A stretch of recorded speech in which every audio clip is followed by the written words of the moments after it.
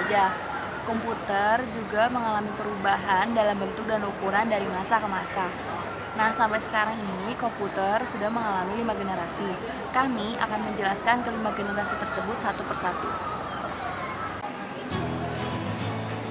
Generasi pertama, tabung hampa udara sebagai penguat sinyal, merupakan ciri khas komputer generasi pertama. Pada awalnya, tabung hampa udara vacuum tube digunakan sebagai komponen penguat sinyal. Tahun 1946, komputer elektronik di dunia yang pertama yakni ENIAC selesai dibuat.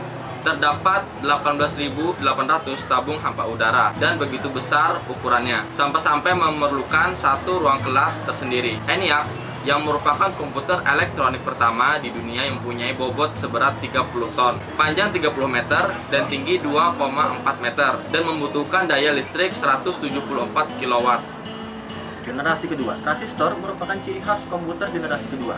Bahan bakunya terdiri atas 3 lapis, yaitu basic, collector, dan emitter. Pada tahun 1960-an, IBM memperkenalkan komputer komersial yang memanfaatkan transistor dan digunakan secara luas mulai beredar di pasaran. Komputer IBM 7090 buatan Amerika Serikat merupakan salah satu komputer komersial yang memanfaatkan transistor. Karena kecepatan dan kemampuan yang dimilikinya menyebabkan IBM 7090 menjadi sangat populer. Komputer generasi kedua lainnya adalah IBM seri 1400, NCR seri 304, Mark IV, dan Honeywell model 800.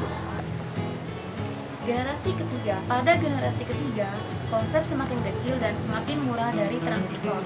Akhirnya, memacu orang untuk terus melakukan berbagai penelitian. Ribuan transistor akhirnya berhasil digabung dalam satu bentuk yang sangat kecil. Secuil silisium yang mempunyai ukuran beberapa milimeter berhasil diciptakan. Dan inilah yang disebut sebagai Integrated Circuit atau IC chip, yang merupakan ciri khas komputer generasi ketiga. Pada setiap bidang memori terdapat 924 cincin magnetik yang masing-masing mewakili 1 bit informasi.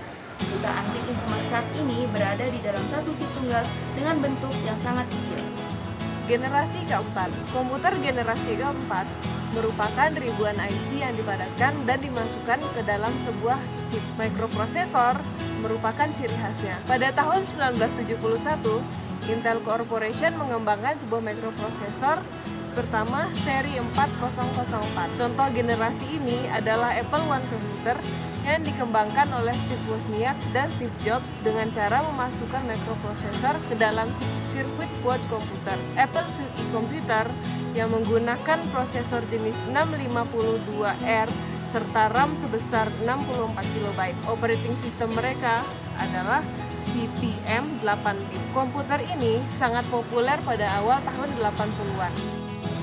Generasi kelima. Generasi ini ditandai dengan munculnya LSI atau Large Scale Integration yang merupakan pemadatan ribuan mikroprosesor ke dalam sebuah mikroprosesor. Perusahaan yang membuat mikroprosesor diantaranya Intel Corporation, Motorola, Zilog, dan lain-lain. Di pasaran bisa kita lihat adanya mikroprosesor dari Intel dengan model 4004, 8088, 80286, 80386, 80486, dan Pentium. Pentium 4 merupakan produksi terbaru dari Intel Corporation yang diharapkan dapat menutupi segala kelemahan pada produk sebelum. Kemudian, Pentium berkembang menjadi Core Duo, Core 2 Duo, i3, i5, i7, dan lainnya lagi. Dan pada tahun ini telah muncul mikroprosesor dengan nanoteknologi atau lebih dikenal dengan sebutan AMOLED teknologi.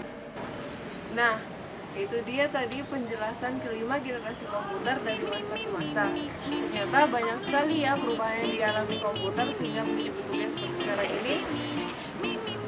Kira-kira bagaimana ya komputer di masa depan?